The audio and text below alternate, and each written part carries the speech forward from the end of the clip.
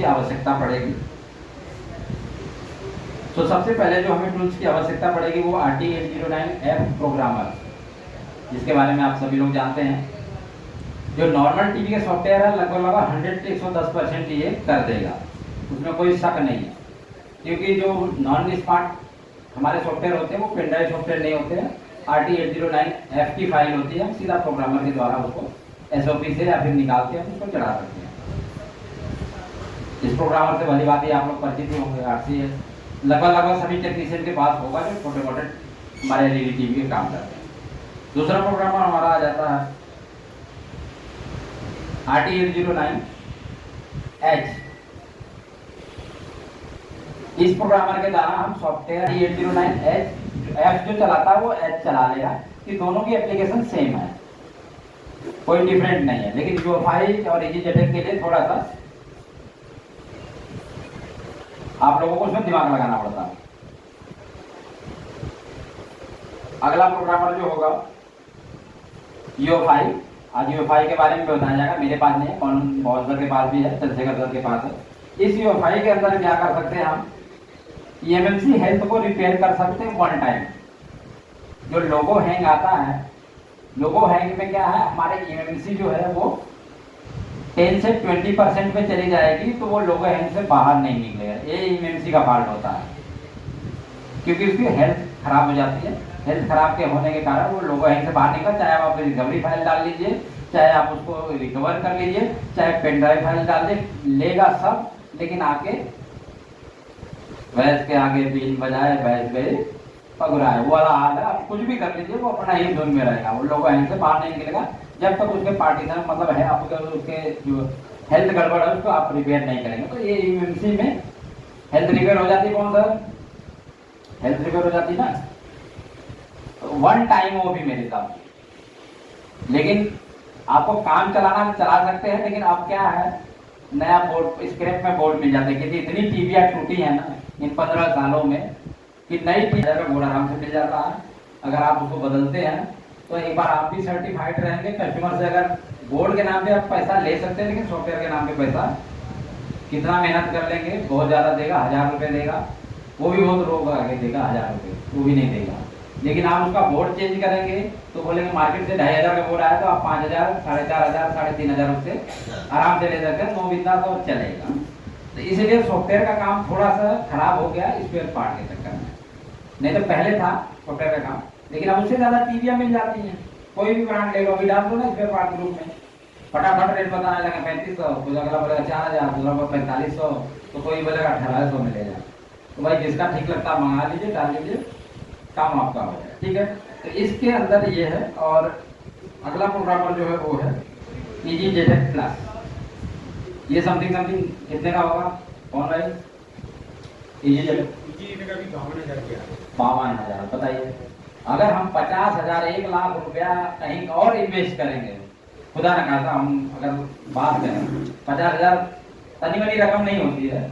अगर हम 50,000 रुपये फंसा के उसके बाद एक लैपटॉप लेके मतलब 1 लाख रुपये फंसा के अगर 500,000 रुपये के लिए काम करेंगे तो भी लोग आके, हाँ ये है कि नियमित काम आपके पास सिर्फ बोर्ड का काम कर रहे हैं तो प्लस पॉइंट है आपके। भाई 10 बोर्ड आएगा, 20 बोर्ड रिपेयर होगा, 500 रुपये के हिसाब से भी दे रहा तो बहुत हो गया।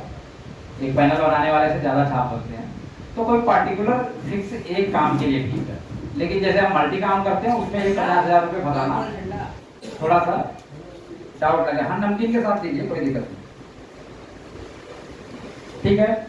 हमें पिला दे, सॉफ्टवेयर की प्रॉब्लम फंसी, चौहान जी को फोन किया, दूसरे जगह फोन किया, अरे यार सॉफ्टवेयर की प्रॉब्लम है यार, क्या करें, ठीक है। क्योंकि हमने अपने ब्रेन को जो है ना अप्रूव नहीं किया, हमने अपने ब्रेन को और आगे जाने नहीं दिया।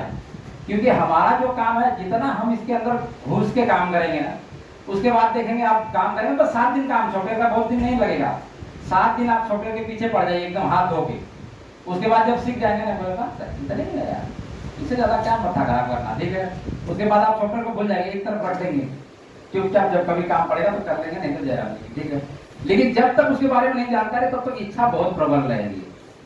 कुछ ट्रेनर है, नाम नहीं लेना चाहता हूँ मैं, जब बात किया कि सर मुझे सॉफ्टवेयर सीखना है, किसी की डिमांड 35,000, किसी के 27,000, किसी की 18 से 20,000, ठीक है।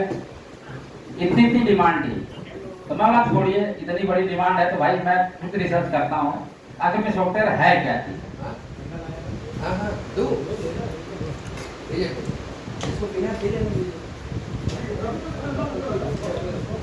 ठीक है, यहाँ पर एक नंबर पॉपअप हो रहा देखेंगे। ब्लूटूथ मॉडल SC05 के बारे में कौन कौन जानते हैं? ये एक ऐसा टीटीएल डिवाइस है जो कि विदाउट वायर हम रिकवरी वगैरह कर सकते हैं। इससे कोई भी कनेक्शन नहीं, कनेक्शन में एरर आता है, बट इससे हम ब्लूटूथ से कनेक्ट करके अगर अपना काम करेंगे तो कोई एरर आने की संभावना नहीं रहेगी और हमारा वायरलेस काम हो जाएगा इस टीटीएल डिवाइस के माध्यम से, टूल्स के माध्यम से। अगला जो माध्यम है, ये प्रोग्राम कितने का था? ये वही 350 से 400 का लगभग होगा। Bluetooth SC05 TTL serial module, इसके बारे में आप लोग देखे होंगे, जानते ही होंगे, बहुत ज़्यादा प्रचलित है क्योंकि इसके साथ ही एक कंबाइंड होता है SC05 ब्लूटूथ के द्वारा। ठीक है, इसमें RFTX मिल जाता है आपको और अपने मोबाइल से OTG जेट लगा के आप GKC टर्मिनल या हमारे गुरानी सर का जो GLC है उनके द्वारा भी आप रिकवरी के ऑप्शन कर सकते हैं। Other home service in TTL के माध्यम से होम सर्विस भी कर सकते हैं।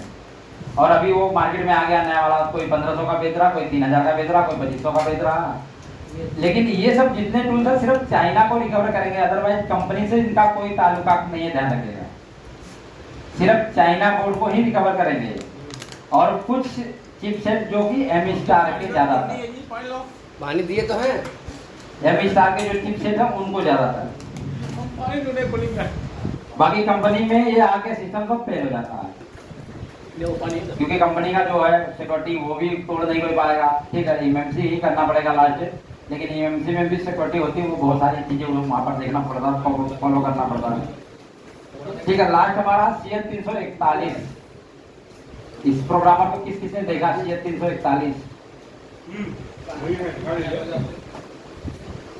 CL341 कौन भाई ले आए हैं? अपने पास भी है, कहीं ना कहीं होगा डूबती गंगा में, क्योंकि जब लाया बस एक ही बार उसको रीड राइट किया, उसके बाद अब तक रखा हुआ है। ये गरीबों का प्रोग्राम है, ये इसको गरीबों का मसीहा कहते हैं,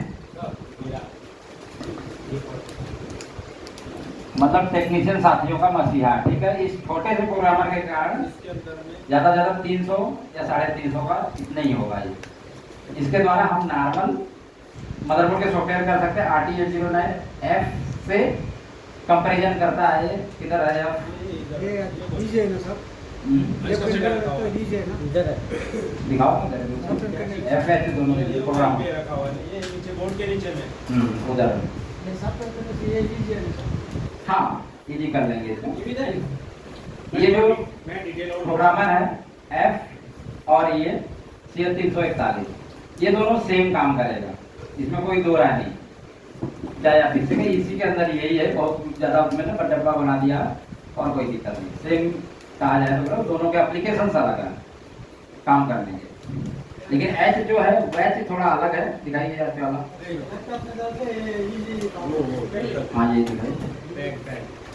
और इसका पैक बोलो, अरे पैक दो तो अच्छा पैक दें, क्वार्टर लीजिए, चढ़ी नहीं, हाँ ये चढ़ती नहीं है।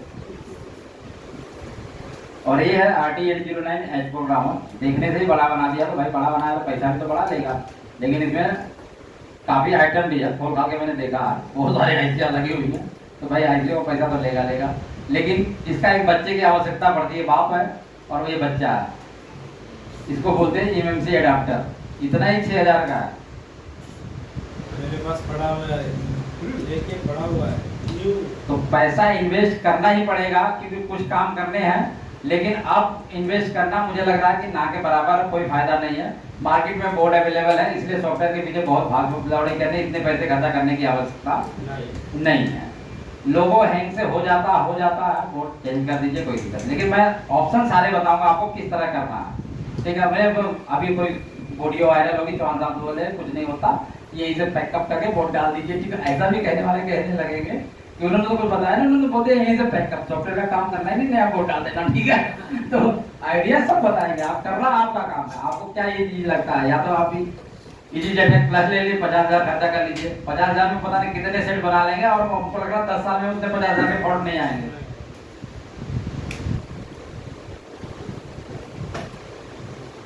ठीक है, तो CF 341 प्रोग्रामर जैसा कि मैंने दिखाया, ये सेम वहां पर एडिट किया हुआ है, ये वाला। ठीक है, इसके द्वारा भी आप प्रोग्राम कर सकते हैं। बाकी क्या क्या जरूरत पड़ेगी देखेंगे। असेंबली रिवर्क स्टेशन, बैक कर दो, बैक प्रोग्रामर बैकअप नहीं होगा, हो जाएगा रिमोट से। तो रिमोट चालू करने जाऊँ, अच्छा ठीक है, मिलेगा सर। रिकॉर्ड हो रहा है, उधर वीडियो डाल देंगे, रिकॉर्ड हो रहा है, ग्रुप में वीडियो डाल देंगे, इसलिए लाइव कैमरा रिकॉर्ड हो रहा है, कोई दिक्कत नहीं। ठीक है, असेंबली रिवर्क स्टेशन किसको बोलते हैं? सामने रखा हुआ ब्लोअर, इमेज देखेंगे तब पता लगेगा। आ गया ना? इसकी आवश्यकता हमको तो पढ़नी ही पढ़नी है, चाहे छोटी आईसी निकालनी हो चाहे बड़ी आईसी निकालनी हो, इसके बिना काम नहीं होगा। असेंबली पार्ट निकालने के लिए इसी की आवश्यकता पड़ेगी। सोल्डिंग आयरन भी एक अच्छी कंपनी का होना चाहिए, जैसा कि चंद्रशेखर सर ने बोला 2200 रुपए का आता है, वो ले सकते हैं। वो जैसे उठाएंगे वैसे गर्म हो जाएगा, मतलब आपको उठा के वहाँ पीसीबी में लगाते जाए, काम करने लगेगा। 1800 हो गया। हाँ, वो 1800-2200 जो भी हो, कम सस्ता होता रहता है, लेकिन उसकी बिल 500 रुपए की है। नहीं 180 नहीं यार, 180 कम कम हो गया, कम हो बहुत कम गया।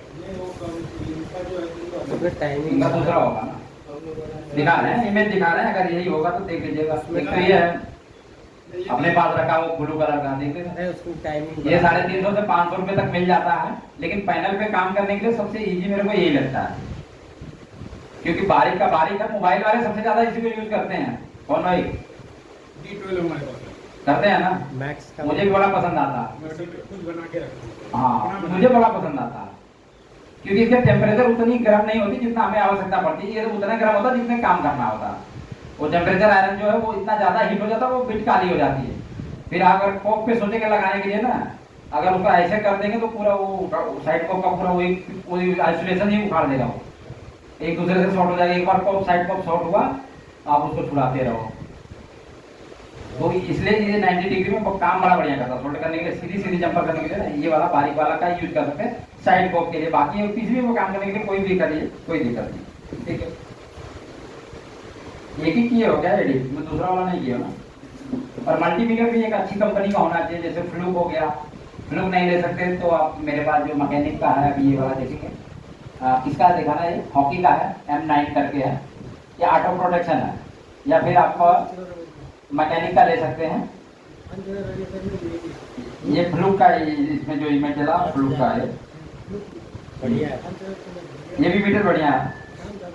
और VGA पेस्ट जो आईसी निकालने के लिए हमें आवश्यकता पड़ती है, कोई भी आईसी रिवोल्व करनी हो, रिवोल्व करने के बाद पेस्ट लगाने के बाद फिर फिक्स करना हो,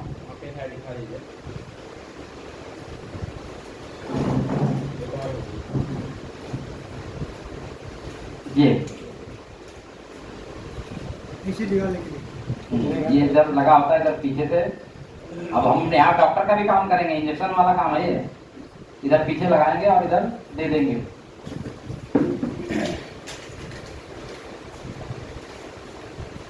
और ये MMC स्टेंसिल है, जो कि हमारा MMC करने के लिए जरूरत पड़ती है, रिवॉल्व करने के लिए स्टेंसिल की आवश्यकता पड़ती है।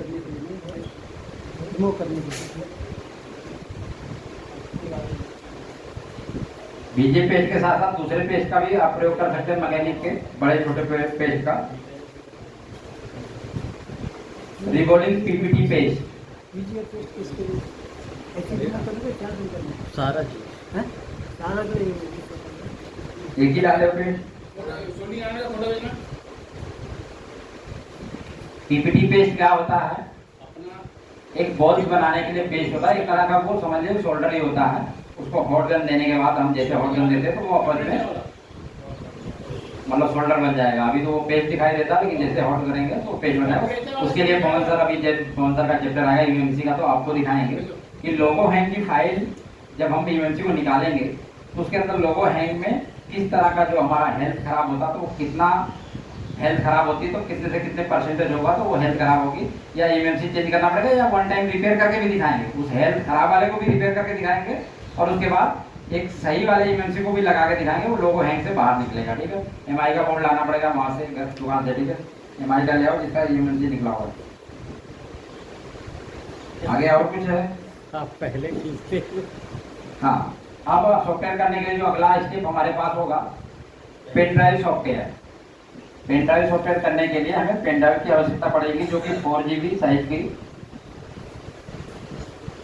इसमें ज़्यादातर हमें लाइट वाला मिल जाए तो और बढ़िया है, क्योंकि लाइट के या कुछ ऐसे सॉफ्टवेयर हैं जब हम सॉफ्टवेयर पेन ड्राइव में ले लेता है तो हमारा जो मदरबोर्ड टेस्टर है इसके अंदर शो नहीं होता या डिस्प्ले के अंदर शो नहीं होता, लेकिन वो चलने लगेगा लेकिन इसके अंदर शो नहीं होगा, ब्लैंक हो जाएगा या वो ब्लू का ब्लू ही रहेगा। ठीक है, जिसमें शो करता हो तो चलो हमें दिखाता रहता है कि भाई इतने परसेंट इतने परसेंट। हाँ, इसीलिए अगर पेन ड्राइव आपके पास इंडिकेटर वाली है तो वो मदरबोर्ड वाला भी वो तो करेगा, पेन ड्राइव वाला भी करने लगता है, तो उससे पता लगता है कि हमारा सॉफ्टवेयर जो है वो ले रहा है। वो इजीली अब मिलता भी नहीं है, बहुत जल्द ढूंढना पड़ता है ज़्यादातर।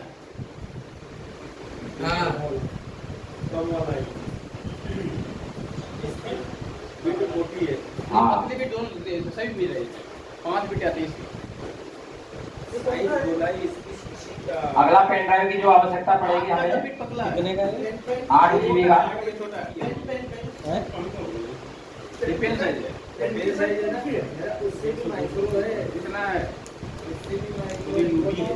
उससे अगली पेन ड्राइव की जो जरूरत पड़ेगी हमें 16 GB का। ठीक है, 32 GB के भी सॉफ्टवेयर आ रहे हैं तो 32 GB का भी हमें जरूरत पड़ सकती है।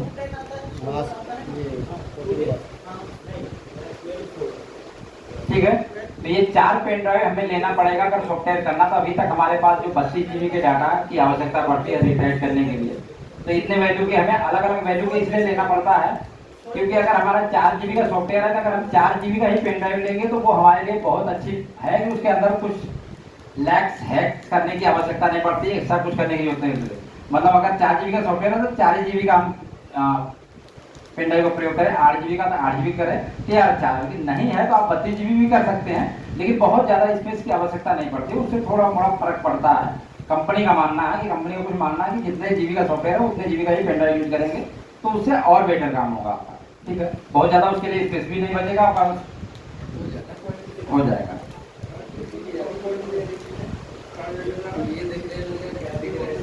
अब ये पेन ड्राइव सॉफ्टवेयर तो करने के लिए पेन ड्राइव की आवश्यकता पड़ेगी, लेकिन अब एक मेन खर्चा हमारे पास और आ गया, कंप्यूटर।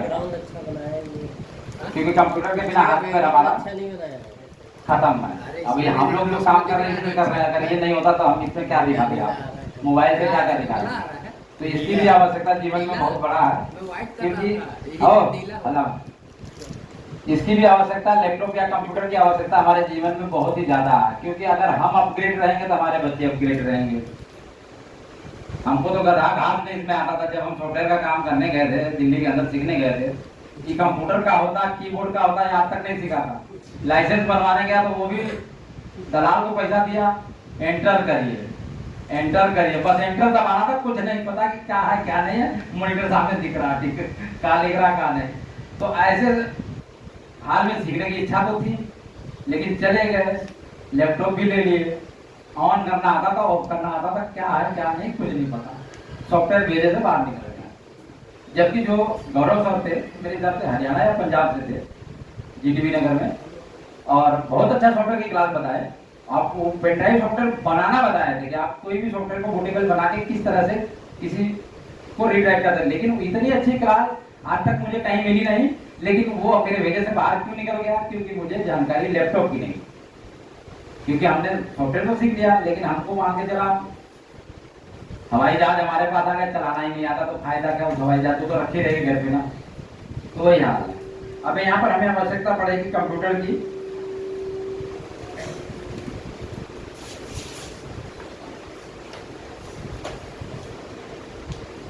कंप्यूटर या पीसी दोनों में से हम कुछ भी ले सकते हैं जो हमारे अकॉर्डिंग रीजनेबल हो। अब पीसी का तो भाव गिर गया, कहीं से 4000 रुपये में मिल जाएगा सेकेंड हैंड में, 3 से 4 हजार में आराम से मिल जाता। कोई फेंकने वाले हैं लोग, ले जाए यार, लैपटॉप का जमाना है, कौन जितना टेंशन लेगा। वैसे कभी लोगों के पास जो 50 हजार का आईफोन ले सकता था, लैपटॉप क्या चीज है, उससे तो आधे के रेट पे मिलता है। 18 हजार से लेकर बढ़िया लैपटॉप आप लोगों को मिल जाता। तो पीसी का तो वैल्यू खत्म। दिल्ली में तो ऐसे 2-2 हजार में धक्के खा रहे, ले जाए यार, बहुत सारे रखे हो, कितना चाहिए। लेकिन अभी पीसी भी कौन ले, एक यहाँ इतना बड़ा सीआरटी लगाएगा, मॉनिटर लगाएगा, फिर नीचे वो लगाएगा, तब जाकर अपना काम चलेगा। तो अब आदमी को ये इजीली हो गया, थोड़ा सा टाइम उठा के लेके भागे। तो लैपटॉप की डिमांड ज़्यादा होगी पीसी से। लेकिन आप काम चला सकते हैं, पीसी तक ले सकते हैं। जब अगर आपका शॉप पे काम करना है, जैसे हम लोग को ट्रेनिंग करना, तो पीसी तो लाद के लेके जाएंगे नहीं कहीं पे, तो उनके लिए लैपटॉप है। जो दुकान पे काम करना है वो आप पीसी ले सकते हैं। लेकिन दुकान पे ऑनलाइन वाले वो लैपटॉप तो लेके दौड़ेंगे नहीं, क्योंकि उनका हार्ड काम है और ज़्यादा वर्किंग के लिए आपको पीसी की आवश्यकता पड़ती है। क्योंकि ये टिकाऊ ज़्यादा है, ये टिकाऊ ज़्यादा नहीं। इसमें ऐसे घुसा के चार्जर रखना पड़ेगा, तब जाकर काम करेगा। वो तो सेट है, वो काम करेगा। तो कम पैसे में आप पीसी का यूज कर सकते हैं। अगर दुकान में काम करना, होटल वगैरह का जो भी काम करना वो कर सकते हैं। अब इसमें भी कुछ खुरापात है, थोड़ा सा हमें जरूरत पड़ती है। रैंडम एक्सेस मेमोरी कितनी होनी चाहिए, ये सब भी थोड़ा सा देख के लेना पड़ता है। जैसे रेम देख के हम उसी तरह से देते हैं ना, कहते हैं SSD कितनी है, हार्ड डिस्क कितनी है। तो अब क्या है, जो हमारा हार्ड डिस्क ड्राइव था, अब वो भी फेल हो चुकी है। अब इसकी डिमांड भी खत्म हो गई। लेकिन पहले इसकी की डिमांड ज़्यादा थी, 1 TB 2 TB का आता। अब इसकी डिमांड खत्म है, इसकी जगह SSD ले लिया। क्योंकि SSD का क्या है, सॉलिड स्टेट ड्राइव, उसका तो स्पीड वो सही है। अभी मैंने इसमें 256 लगाया है, 256 मेरा ये बाहर है डाटा के लिए, ये SSD है। इसके अंदर आपका डिजिटल डाटा होगा, लेकिन इसके अंदर एक डिश होती थी, तोड़ेंगे ना तो चक्कर की तरह घूमती थी। आप लोग देखते हैं सोशल मीडिया, ग्राइंडर मशीन बना देते हैं, उसमें ग्राइंडर लगा के वो घसते हैं, पेचकस, ठीक है, हार्ड डिस्क में। तो ऐसे जमाने खत्म हो गए अब इनके जमाने। जबकि 1 TB सबसे ज़्यादा स्पेस इसके अंदर है, रोम स्पेस बहुत ज़्यादा इसके अंदर है। 1 TB 2 TB ऐसे तक मिलता है, लेकिन कोई वैल्यू नहीं है। एक बार करप्ट हो गई तो डाटा लेना भी बहुत दिक्कत हो जाता है, रिकवरी करना बहुत दिक्कत हो जाता है। तो इसको फेल करके SSD लोगों ने लेना शुरू कर दिया। 256, 512 जो भी है, SSD ले लीजिए। SSD 8 GB 16 GB ले लीजिए, वो चलेगा। ये SSD हो गया। तो इस हार्ड डिस्क की जगह अब जितने भी लैपटॉप आप लोग नया लेंगे तो वो SSD मांग के ही लेना पड़ेगा कि SSD वाला दे दीजिए मुझे, ठीक है। 256 या 512 का SSD मिल जाए, 8 GB या 16 GB मिल जाए तो समझ लें बेस्ट है। यही ना मानो भाई, SSD वाला बेस्ट है ना हार्ड डिस्क से। CPU है सेंट्रल प्रोसेसर यूनिट। अब ये भी देखते हैं, हमारे लड़के तो बहुत ज्यादा देखते हैं, पापा कौन सा फिर i4 IT5 पता नहीं क्या क्या है, भगवान जाने। अब अपन को तो ये भी नहीं पता कौन सा वर्जन आ गया, क्या चाहिए, ठीक है। तो ये भी देखना होता है कि कौन सा प्रोसेसर इसमें लगा हुआ है। ये गूगल पे मिल जाता है, लेकिन अपना दिमाग खराब करने से कोई बात नहीं। हमें तो छोटा मोटा सॉफ्टवेयर का काम करना, बहुत ज्यादा ग्राफिक्स एडिट नहीं करना हमको। अब ये क्या बात है, अच्छा CPU graphics processing unit, card है, ग्राफिक कार्ड, GPU है ना, गेम चलाने के लिए। अब विंडो की तो बात आ गई।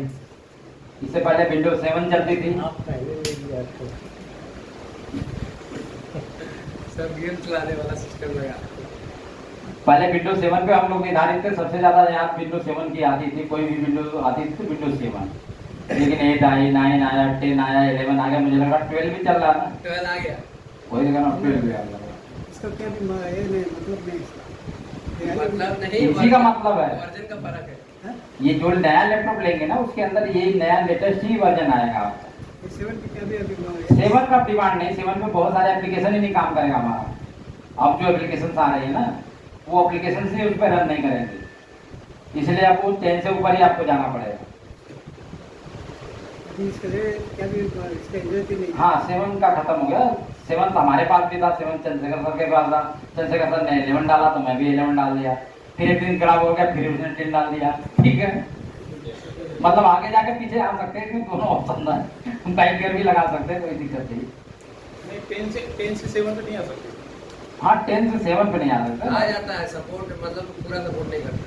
करता नहीं ना, जी को नहीं आ सकता। 7 डाला था मैंने इसके अंदर, नहीं आएगा, पर चल रहा था ना, पूरा सपोर्ट नहीं कर रहा था। कुछ तो नहीं आ रहा। फिर मैंने 12 डाल दिया। कुछ कुछ फंक्शन में काम कर रहा था। कुछ नहीं कर रहा था, वाईफाई जैसे हो गया नहीं काम कर रहा था।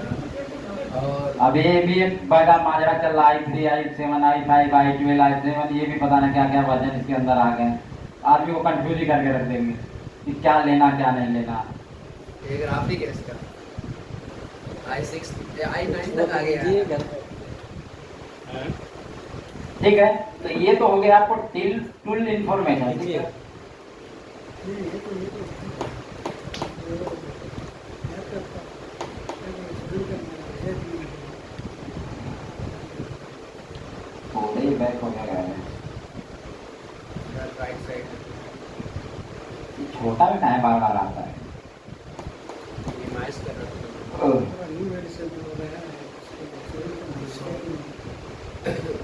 न्यू मेडिसिन होने से उसका इज्जत नहीं होगी, तो सपोर्ट नहीं करता। हाँ? इसीलिए मैकेनिक जो अपडेट नहीं है उसकी इज्जत नहीं है, इसलिए मैकेनिक को अपडेट होना पड़ेगा। ये एक ही है।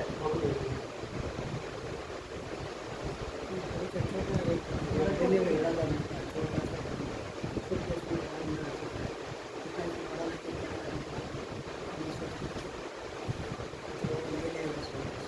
लिखा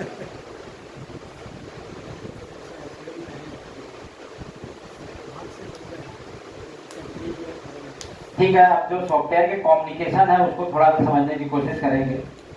जैसे कि RxTx, ADL-SCL, SPI, serial peripheral interface. ठीक है, इस तरह के कुछ कम्युनिकेशन के द्वारा हम अपने सॉफ्टवेयर को रीड राइट करते हैं, लेकिन हमारे अंदर जो आती है वो समझने के लिए तो ठीक है, लेकिन जो हमारे अंदर काम करती है कुछ अलग पेरिफेरल पे काम करते हैं। लेकिन बहुत सारे डेटा जो है, जैसे मान के चलिए जयराम, 10 हाँ, इंडेक्स स्टार्ट कराओ। इमें